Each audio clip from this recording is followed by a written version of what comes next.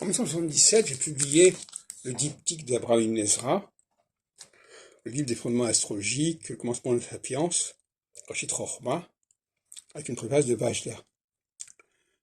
Et ce qui est marqué, c'est introduction, traduction. Mais en réalité, le commencement de Sapiens était déjà traduit en ancien français au XIIIe siècle. Et donc, je n'ai pas refait la traduction du commencement de Sapiens. C'est traduit par un certain Agen le Juif, je crois. J'ai adapté le roman, le français ancien, et j'ai gardé toutes les racines qu'on retrouvait dans le français actuel.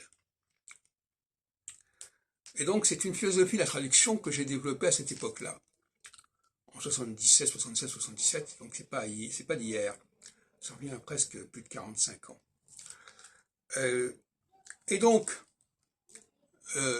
j'ai fait ensuite un DEA en 81 en études d'anglais à propos d'une traduction de Auger Ferrier de son traité français paru en anglais au siècle suivant, au XVIIe siècle.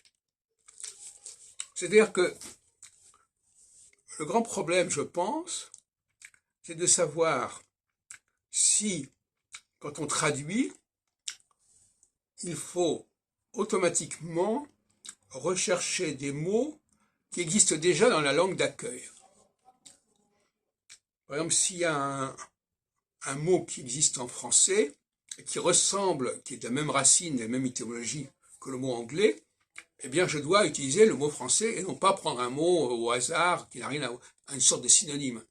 Il ne faut pas pratiquer la synonymie dans la traduction, il faut pratiquer l'étymologie. Donc, et ça va dans les deux sens. Quand on traduit de l'anglais, du français vers l'anglais, il faut respecter l'étymologie, c'est-à-dire prendre des mots anglais qui sont de même nature que les mots français. Et quand on traduit de l'anglais vers le français, eh bien, il faut retrouver les mots français correspondant aux mots anglais.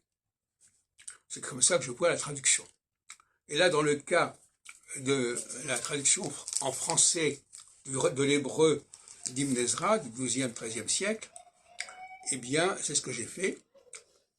Vous verrez, ça donne une langue un petit peu étrange, mais qui est aussi proche que possible de l'original, puisqu'on retrouve les mêmes racines, les mêmes expressions dans ma traduction de l'hébreu, parce que je passe précisément par la traduction qui existe déjà en français de l'époque.